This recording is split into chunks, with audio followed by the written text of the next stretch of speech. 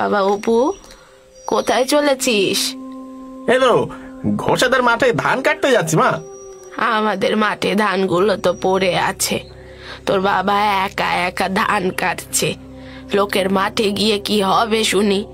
বাবার সাথে থেকে তো একটু সাহায্য করতে পারিস নাকি? হ্যাঁ, হা কত ঢং, বলোই না নিজের ছেলে তাই এমন করছো। আমি কি আর কিছু বুঝি না ভেবেছো? ভালো মন্দ খাবার সবই তো তাকে আগে দেবে, আর কাজের বেলায় আমাকে আগে যেতে হবে। মা মরা ছেলের এই তো জ্বালা। ছেলেটাকে আমি কত ভালোবাসি, আরো বোঝেই না।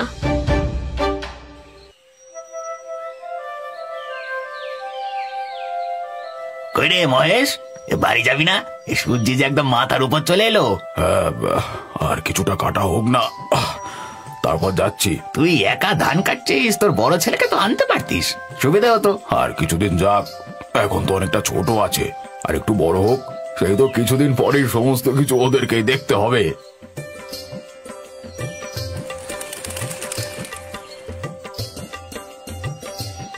কই গো গিন্নি, তাড়াতাড়ি ভাত বাড়ো, খিদেতে পেট জ্বলে গেল তো।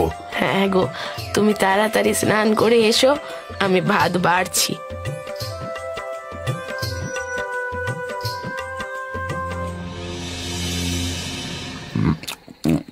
অপু কোথায় গো? তাকে তো দেখতে পাচ্ছি না। সে ঘোষেদের মাঠে ধান কাটতে গিয়েছে। লোকের জায়গায় যাওয়ার আবার কি দরকার ছিল? হ্যাঁ, আমাদের ধানগুলো তো পড়ে আছে, আমার সঙ্গে যেতে পারতো তো।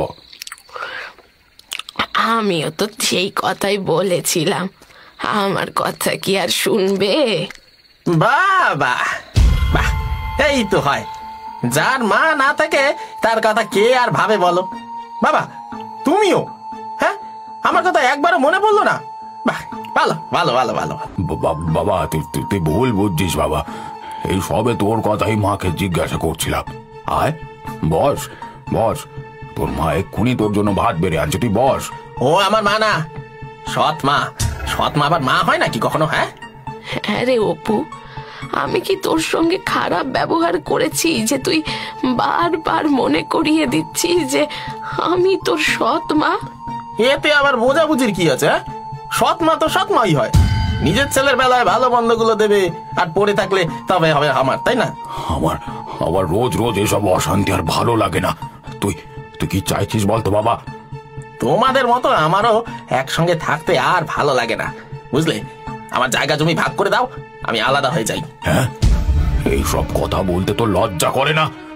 আমি এখনো বেঁচে আছি, আমি মরে গেলে তারপর যা ইচ্ছা তাই করিস, তবে এখন নয়। ওইটাই তো ভয়, তুমি মরে যাওয়ার আগে আবার দেখো না সব সম্পত্তি ভাইয়ের নামে লিখে দাও কিনা। এই বলে অপু ওখান থেকে গট গট করে চলে যায়। ছেলেকে এমন ভাবে দেখে বাবা মার কপালে চিন্তার ভাঁজ দেখা দেয়। এভাবে কেটে যায় কিছুটা দিন। কিছুদিন ধরে গ্রামে এক নতুন উপদ্রব শুরু হয়েছে। হঠাৎ হঠাৎ বাড়িতে ডাকাতি হচ্ছে আগে থেকে জানি।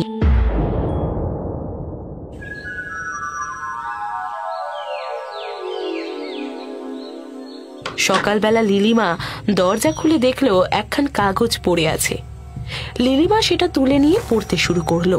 আজ আমরা তোদের বাড়িতে ডাকাতি করতে আসব। বাড়িতে যা সোনা দানা রয়েছে তা ভালোই ভালোই আমাদের হাতে তুলে দিস। আর মনে রাখিস, যদি কোনো রকম চালাকি করার চেষ্টা করেছিস তাহলে ফল ভালো হবে না কিন্তু।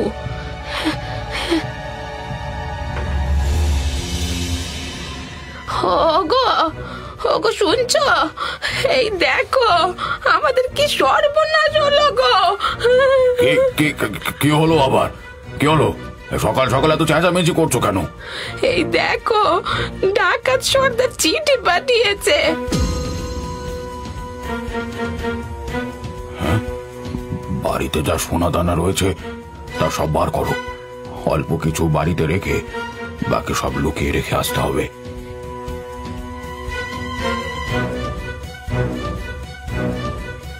এরপর মহেশ আর তার গিন্নি মিলে ঘরের সমস্ত সোনাদানা এক জায়গায় জড়ো করলো। একসাথে এত সোনাদানা দেখে অপুর চোখ দুটো লোভে চকচক করে উঠল। আমাদের এত সোনাদানা ছিল, আমাকে আগে বলনি তো। এতে আবার বলা বলির কি আছে? না বললে তো আর আমি জানতেই পারতাম না। হ্যাঁ, সবকিছুই তো শুভকেই দিয়ে যেতে, তাই না? তুই তুই ভুল ভাবছিস বাবা।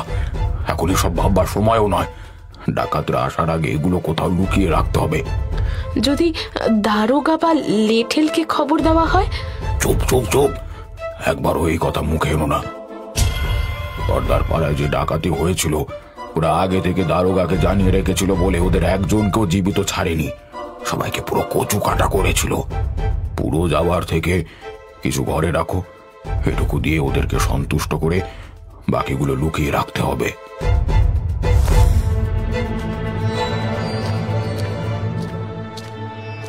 কোথায় যাচ্ছ বাবা? এগুলো লুকিয়ে রাখতে যাচ্ছি। আচ্ছা, আমিও যাব। তুইও যাবি মানে?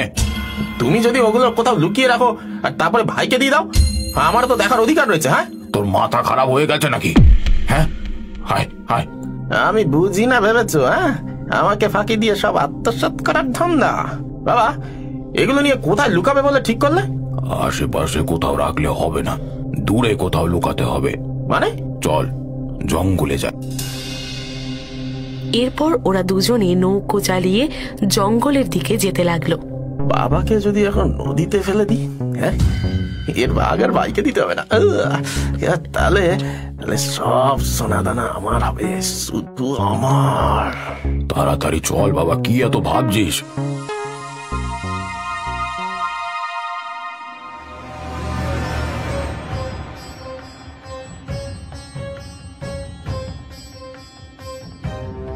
দুজনে একটা গুহার সামনে এসে দাঁড়ালো। অপু চারিদিকটা ভালো করে দেখলো। আশেপাশে আরো অনেক গুহা আছে, তবে গুহাটি দেখতে অনেকটা বাঘের মুখের মতো।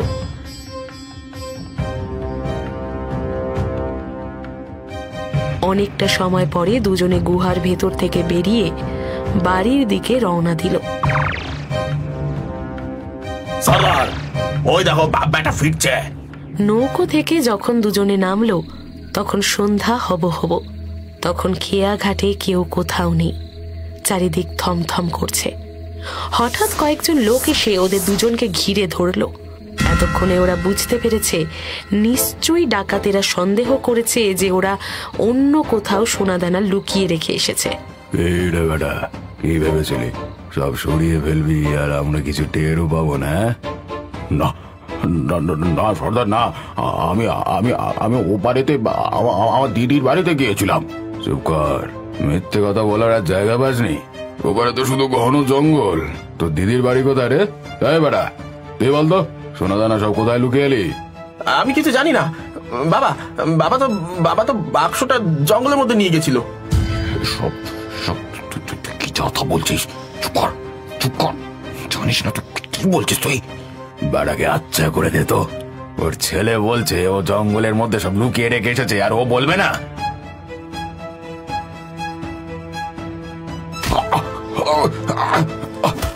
বল, কোথায় লুকিয়ে রেখেছিস বল। বলবো না, বলবো না, আমি আমি কিছুতেই বলবো না। অনেক মারার পরেও মহেশ মুখ খুলল না। কিছুক্ষণ মার খাওয়ার পর ধীরে ধীরে নিস্তেজ হয়ে পড়ল। দাঁড়া দাঁড়া দাঁড়া দাঁড়া, আর মারিস না, এবার যে বেটা মরে যাবে। বেটা মনে মরেই গেছে? হ্যাঁ, এ আর তো নড়ছে না সর্দার। এ বেটা সত্যিই মারা গেছে রে। আরে বেটা, মরবি মর, মরার আগে সোনাদানা কোথায় রেখেছিস বলবি তো? হ্যাঁ, এই বেটা সব জানে সর্দার, ওকে দু এক ঘা দিলে সব জানা যাবে। বিশ্বাস করো, আমি কিছুই জানি না। ওকে মারতে হবে না, ছাড়। দেখে তো মনে হচ্ছে ও কিছুই জানে না। কাল যে কৃতদাসের জাহাজটা ছাড়বে, ওকে ওখানে বেঁচে দিয়ে আসবো। আমায় ছেড়ে দিন, আমি সত্যি কিছু জানি না, কিচ্ছু জানি না। পরের দিন ডাকাতরা অপুকে নিয়ে কৃতদাসের জাহাজে বেচে দিয়ে আসলো। এভাবে দেখতে দেখতে 40টা বছর কেটে যায়। এই তো এইখানে ছিল, কোথায় গেল, কোথায় গেল, কোথায় গেল? এই গুহাটা এখানে ছিল তো। কি মানে কয়েকদিন ধরে অর্পণ এ পথে কাঠ কাটতে যাওয়ার সময় দেখছে একজন পাগল জঙ্গলে চারিদিকে ঘুরছে আর কি যেন একটা খুঁজছে, আর আপন মনে কিছু যেন বলছে। দেখে মনে হয় বহুদিন কিছু খায়নি। দেখে অর্পণের খুব মায়া হলো। এই যে আপনি আপনি কি খুঁজছেন? তোকে তোকে তোকে বলবো কেন? হ্যাঁ, আচ্ছা বাবা, বলতে হবে না। দেখে তো মনে হচ্ছে অনেকদিন কিছু খাওয়া হয়নি। আমার সাথে আমাদের বাড়িতে আসুন, কিছু খাওয়া দাওয়া করে আসবেন। নয় না না না, আমি যাবো না, আমি যাবো না। এই তুই তুই এখন যা, যা তো, যা যা যা যা। অনেক বোঝানোর পর অর্পণ পাগলটাকে তাদের বাড়িতে নিয়ে এলো।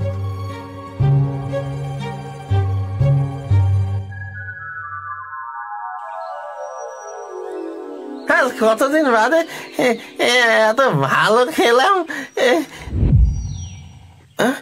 এটা কার ফটো? কার ফটো এটা? দেয়ালে টাঙানো? ও ওটা ওটা তো আমার দাদুর ফটো। তাহলে তাহলে তুই? আগে আমার বাবার নাম শুভ দাস। ও তো আমার ছোট ভাই রে। আজ আমার বাপের জন্য এই অবস্থা। হ্যাঁ, তুমি তুমি তাহলে আমার জেঠু? হ্যাঁ রে, হ্যাঁ রে, হ্যাঁ রে, হ্যাঁ। বাবার মুখে অনেকবার তোমার কথা শুনেছি। তুমি আর দাদু নাকি ডাকাতের হাতে মারা পড়েছো? না রে, না রে, না। সেদিন সোনা দানা লুকিয়ে বাড়ি ফিরছি, এমন সময় ডাকাতেরা আমাদেরকে ধরে ফেলে। তারপরে ডাকাতরা আমাকে কৃতদাসের জাহাজে বিক্রি করে দেয়। কিছুদিন পর জাহাজে গিয়ে থামলো এক ভিন দেশে। সেখানে আমাকে কৃতদাস হিসেবে বিক্রি করে দেয়। সেখানে কি নির্যাতন! ঠিক মতো খেতে দিত না। মানুষকে ওরা মানুষ বলে ভাবে না রে। কি যে হয়েছে! আমি যে পাপ করেছি তার শাস্তি আমি এতদিন ধরে পেয়েছি। তারপর বহুবার ওখান থেকে পালানোর চেষ্টা করেও ধরা পড়ে গিয়েছি। তুই কি ভেবেছিলে পালিয়ে যাবি আর আমরা জানতেও পারবো না? এরপর যদি পালানোর চেষ্টা করেছিস তাহলে তোকে জানে মেরে দেবো।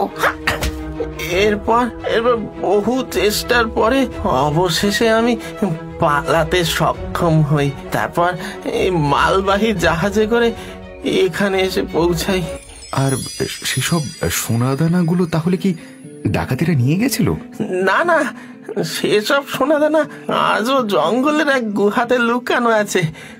আমি অনেক খোঁজার পরেও সেই গুহাটা চিনতে পারছি না। কেমন দেখতে ছিল সেই গুহাটা? অনেকটা বাঘের মুখের মতো। ও, বাঘা গুহা? তুই চিনিস নাকি? আরে চিনবো না আবার? কাঠ কাটতে গিয়ে কতবার দেখেছি। অনেকদিন হয়ে গেছে তো, তাই আর আগের মতন দেখতে নেই। আমাকে একবার নিয়ে চল ওই গুহাতে। হ্যাঁ, তুমি চলো চলো, তাই চলো। আজ রাতে তাহলে আমরা দুজনে গিয়ে সব সোনা দানা বের করে আনবো। হ্যাঁ,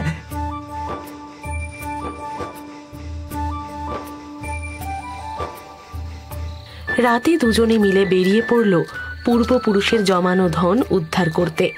কিছুক্ষণ পর নদী জঙ্গল পার হয়ে অবশেষে একটা গুহার সামনে এসে ওরা দাঁড়ালো।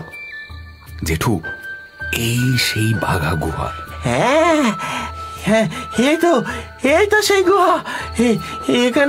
এখানে বাবা আর আমি কবে সব সোনা দানা লুকাতে এসেছিলাম।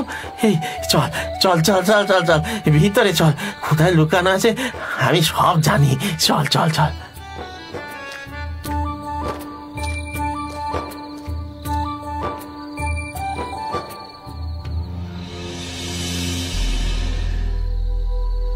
বাক্সটা খুলতেই চারিদিক আলোতে ঝলমল করে উঠল। এই সেই বাক্স যার জন্য আমার বাবাকে ডাকাতের হাতে মরতে বাধ্য করেছিলাম। যদি সেই দিন আমি বলতাম সত্যি পিসির বাড়ি গিয়েছিলাম, তাহলে আজ হয়তো বাবা বেঁচে থাকতো। এই সোনার লোভে আমি পিতৃ হত্যা করেছি। চাই না এই সম্পত্তি চাই না।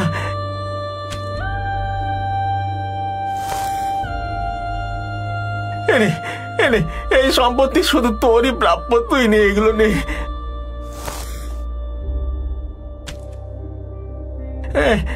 আমি আমি আসি রে, আমি আসি। তুমি তুমি কোথায় যাচ্ছ? আমি আর এই পাপি মুখ নিয়ে ঘরে ফিরবো না রে, বাকিটা জীবন যেভাবে হোক কাটিয়ে দেব। জেঠু, জেঠু, যা হয়ে গেছে তা তো হয়ে গেছে, আর তো ফিরে পাওয়া যাবে না। যে কটা দিন বাঁচবে না হয় তোমার নিজের ভিটেতেই থাকো।